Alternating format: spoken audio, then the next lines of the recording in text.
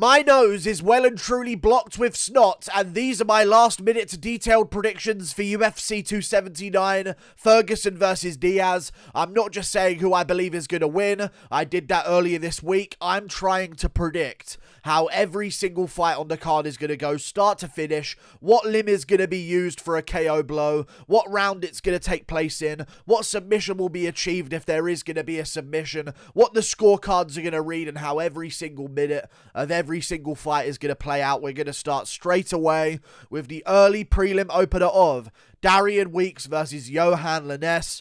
I'm going to be going with Yohan Lainesse by KO at the end of round 1 is what I'm going to go with here. Darian Yohan Lainesse is going to be a very patient beginning. Yohan Lainesse is going to be chopping at the legs, landing a couple of jabs here and there, but Darian is going to be getting the better of him, landing better shots, maybe out leg kicking him at range, pushing him up against the cage here and there, landing a couple of knees to the thigh, but then Yohan Lainesse is going to throw him off and separate and get back to the center. I think Darian is going to be winning the first round for the majority of the first round. It looks like it's going to be going his way, and he gets a little bit overconfident towards the end of the round, goes in for a combination, and Yohan Lainesse scores a massive KO blow on the jaw of Darian, finishing him at the end of the first round. Moving on, up the card, Melissa Martinez versus Elise Reed. I'm going to go with Melissa Martinez, and I'm going to pick her to win by decision. They're women, it's going to be a decision, so I'm going to go with Melissa Martinez winning this one 29-28. I reckon she'll win herself the first 2 rounds, then maybe the experience at a high level of Elise Reed will kick in towards that 3rd round, and she'll start stuffing some of the takedowns. She'll start landing more of the good shots and stuff like that. I reckon the first 2 rounds, though, we're going to see Melissa Martinez land the better shots on the feet, get a couple of takedowns here and there, have a couple of submission attempts. Maybe she gets the back of Elise Reed early on. I really hope my nose unblocks itself by the time this card starts, because I'm annoying my own ears with this voice. Melissa Martinez gets it done. 29-28 decision win based on the first 2 rounds. Moving on up the card, Anheliger versus Alateng Heili Alateng. I'm going to be going with Anheliger by decision, 30-27. I think he will out-hustle and out-grind Heili Alateng throughout the distance of this fight. I think it's going to be scrappy. I think both guys are going to rock each other. I think both guys are going to get takedowns. But I think in those moments where both guys rock each other, Anheliger will recover quicker. He will push harder when he rocks Alateng.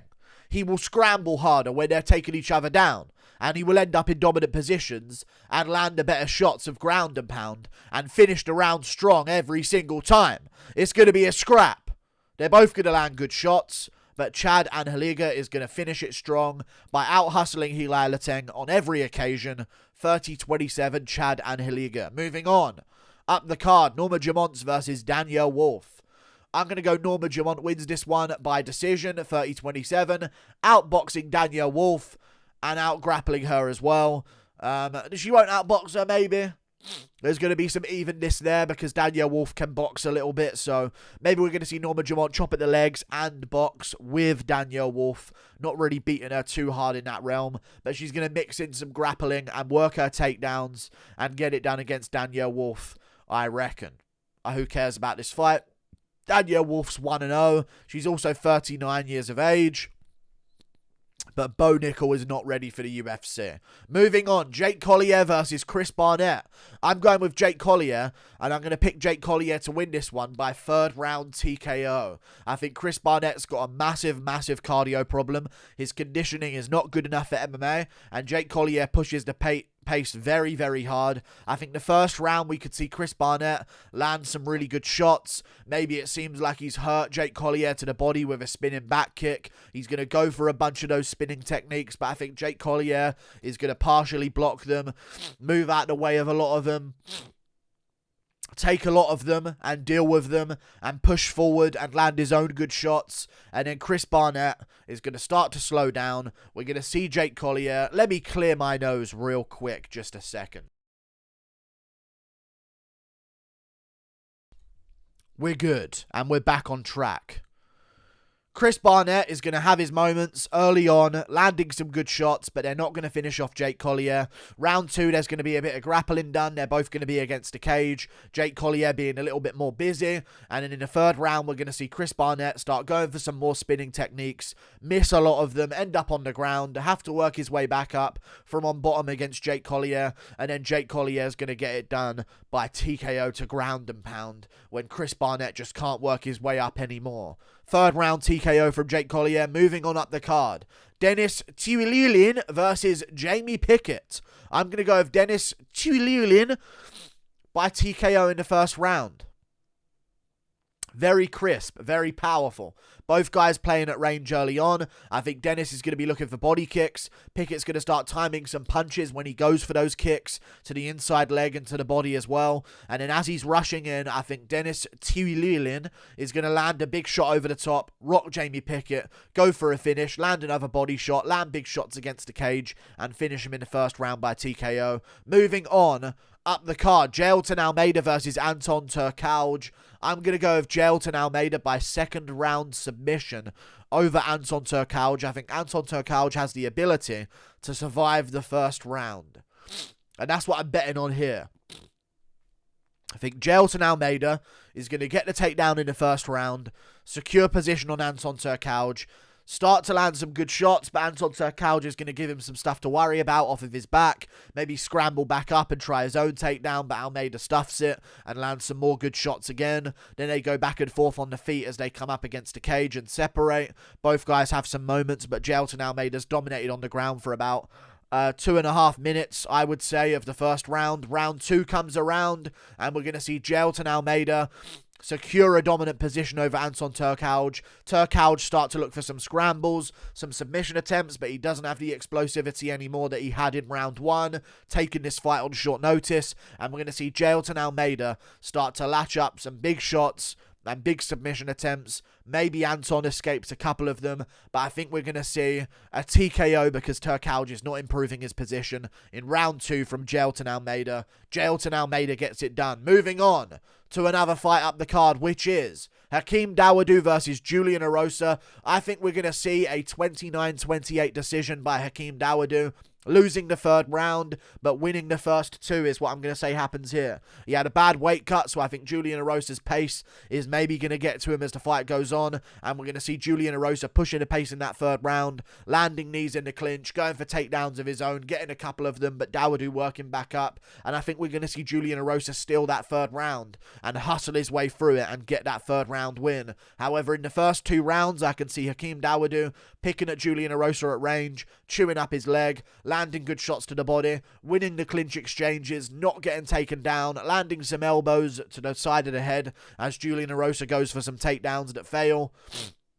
I think Dawodu, with a better weight cut, would win every round, but with that weight cut included, I think we're going to see him slow down and start to see some success from Julian Erosa in the 3rd, and maybe see a display of a decent chin from Hakeem Dawodu. But I reckon Hakeem Dawodu is going to win the first 2 rounds, outstriking Julian Erosa at range, landing the better shots. He gets this one done. Moving on, up the card, Johnny Walker versus Yohan Cutelaba. I'm going to go with a Yohan Cutelaba 1st round TKO is what I'm going to go with. I think Johnny Walker is going to come out and throw a flying knee. Cutelaba's going to move away from it and sort of wag his finger at Johnny Walker.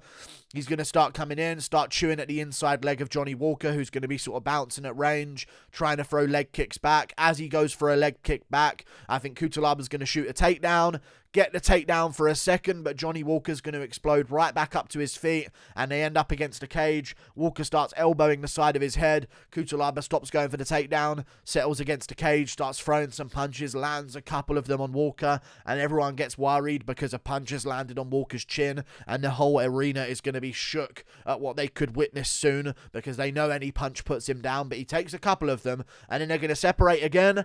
Both guys back to landing leg kicks at range. Cutelaba's going to rush in, fake a takedown, throw an overhand, rock Johnny Walker, hurt him badly, find his way on top, and finish him off with TKO ground and pound shots. Yohan Cutelaba gets this one done by TKO. Moving on, up the card, Irene Aldana versus Macy Chasson. I'm going to go with Irene Aldana. I said TKO originally. I'm gonna say decision. I think she wins 29-28 based on the first 2 rounds. I reckon she's going to outbox Macy Chiasson, land the more damaging blows of the two of them. Maybe Macy Chiasson's going to be pushing her up against a cage, which is what she does, and that's all she does. But I think Irene Aldana will win the fight on the feet as long as it lasts, landing the better shots out of the two of them, landing the more crisp boxing exchanges. Chiasson will start pushing towards the cage, trying to land some foot stomps and knees, but Aldana will have a better ability to escape that position and land good shots of her own. And we're going to see Irene Aldana land the better shots at range. Chiasson pushed the pace in the third, start to change the tide, but it's going to be a little bit too little too late. Irene Aldana's going to make it out the third round and win this one 29-28 by unanimous decision based on the first 2 rounds. Moving on, Li Jingliang versus Danyelle Rodriguez. We're going to see Li Jingliang come out immediately and blast leg kicks on Danyelle Rodriguez. Danyelle Rodriguez is going to get his jab going in this fight as well. Both guys are going to be landing decent shots on each other, but majority of the time it's going to be Danyelle Rodriguez landing the better shots on Li Jingliang, and Li Jingliang trying to pressure forward, push D-Rod up against the cage. D-Rod's going to stay calm, stuff a couple of sweep and trip attempts from Li Jingliang. Jingliang still chopping at the legs at range, going to the body at range with that jab as well, but D-Rod's starting to time him with some right hands over the top, but Li Jingliang is eating him well. I reckon the first round is going to go to Danyelle Rodriguez. He's going to land with more volume. He's going to land the better shots and punches especially. Li Jingliang's gone to the body and legs. Round 2, similar situation. Danyelle Rodriguez landing the better punches to the head, but Li Jingliang taking them well. Now Li Jingliang starting to land some punches to the head back himself, but he's still mixing in the leg kicks and the body shots that he's going for, pushing up D-Rod against the cage, landing some knees to the thigh and punches to the body and trying to punch on the break. D-Rod separates, tries to keep it pretty at range, but Li Jingliang's pressure's getting a bit too much. D-Rod tries to commit to some shots, get some respect, back up Li Jingliang. Jingliang sees him coming, dips under it, lands a big shot, lands a left hook, and puts down D-Rod and finishes him by TKO at the end of the second round after a good start from D-Rod. Moving on, up the card, Khamzat Chimaev versus Kevin Holland. This is what I would do.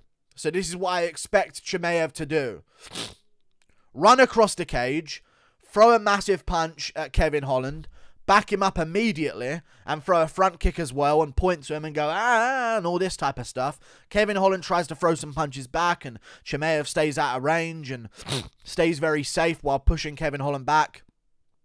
Then we end up against the cage. Holland's got his back to the cage. Khamzat Chimaev's pressuring forward. He throws a fake takedown right hand. Doesn't go for it. Fakes a takedown again. And then when Holland reacts with a big jumping spring in motion, he then shoots in on Holland. Holland tries to punch him as he's coming in, but he misses the shot. It wraps around the back of Chimaev's head. And Chimaev's in on the double underhook. Shimmies his weight around. Takes the back. Drags down Kevin Holland. Puts one hook in. Starts landing some big punches. Starts pinning the wrist down. More big punches from Khamzat Chimaev. Kevin Holland starting to scramble and move and try and punch back here and there. Chimaev gets both hooks in on the back. More big punches from Khamzat Chimaev. Holland scrambles to full mount. More big punches from Khamzat Chimaev. He starts cranking on an arm, looking for an arm triangle. Holland scrambles round again. Chimaev more big punches. Holland gives up his neck. Khamzat chokes him out. Holland doesn't tap or something like that while punching Khamzat and then goes to sleep. And that's that. Chimaev gets it done. First round rear naked choke against Kevin Holland after some early scares of explosive movements from Holland. Moving on. Up the card, Nate Diaz versus Tony Ferguson. I think we're going to see all-out war, but I believe Tony Ferguson is going to win this fight 48-47 is what I believe is going to happen. I think we're going to see Nate Diaz and Tony Ferguson scrap it out. There's going to be some moments against the cage, but I think in the first round, Tony Ferguson's going to win it. I really do. I think he's going to chew up the leg of Nate Diaz, chew up the body of Nate Diaz with teeps and front kicks, some jab twos. I think it's going to be a very clear first round from Tony Ferguson. Round 2, I think we're going to see Tony Ferguson win that round as well. I think we're going to see him stumble Nate Diaz a couple of times, rush it. Oh, sorry, I'm all over the place today. Rush him, Lands some more shots. Diaz clinches up against the cage. Starts looking for some takedowns, but Ferguson doesn't go down. Diaz again looking for punches in the clinch. Starts landing his own combos, but when he's in close range, I think we're going to see Ferguson start mixing in some elbows and cut open Diaz in the end of the second round. A more competitive round from both of them, but Ferguson's landed a little bit more. He's cut open Nate Diaz as well with an elbow. Round 2 goes to Tony Ferguson. Round 3, we're going to see a Nate Diaz round, I believe. I think we're going to see Nate Diaz start to come back, land some good shots of his own, start peppering at Tony Ferguson. He maybe ends up on top of Tony Ferguson at one point against the cage, landing some shots, looking to get his hooks in, but Ferguson scrambles out of it and stands back up, and they're against the cage. Diaz punching him in the head, punching him to the body, kneeing him to the body. Ferguson punching back, trying to elbow and frame off the face and elbow there, but Nate Diaz is doing a bit of the busier work. He's slowed down the fight a bit, and round 3 goes to him. Then round 4, Diaz's cut starting to affect him. Ferguson lands more elbows, lands some good shots on Diaz again, starts freestyling, 360 and body shots on Diaz, leg kicks. Diaz is trying to get space. He's trying to clinch up with Ferguson, push him into the cage, trying to land shots on him. Maybe he stumbles Tony Ferguson for a second in round 4, but then as he comes in, Ferguson like spinning elbow and like sort of stumbles him back a little bit, then charges after him and starts landing combos towards the end of round 4, slicing him open again with another elbow and dig into the body with some big shots. Round 4, Tony Ferguson, and then round 5 is like a stalemate round. Nate Diaz has some moments, Tony Ferguson has some moments. They've both got each other up against the cage. Diaz gets a takedown. Ferguson has a submission attempt, uses it to scramble back to his feet. They're both on the feet again, and at the end of round 5, maybe this is just my dream of how I see the fight going. At the end of round 5, they're both going to start swinging it out against each other. Both guys landing big shots. Both guys taking big shots. Both guys landing elbows. Nate Diaz starting to frame up like he does and start landing some 1-2s on Ferguson. Stumbles Ferguson. Rushes in. Ferguson stumbles him back. Ferguson goes for like a front kick to the face. Front kick to the body. 1-2. Both guys scrapping it out towards the end. 48-47 Tony Ferguson. Maybe one judge scores the 5th round to him and gives it 49-46. Who knows? My nose is hurting me. Like and subscribe. Toodle pip. See you later. I'm going to drain myself. In every sense of that statement. See you later.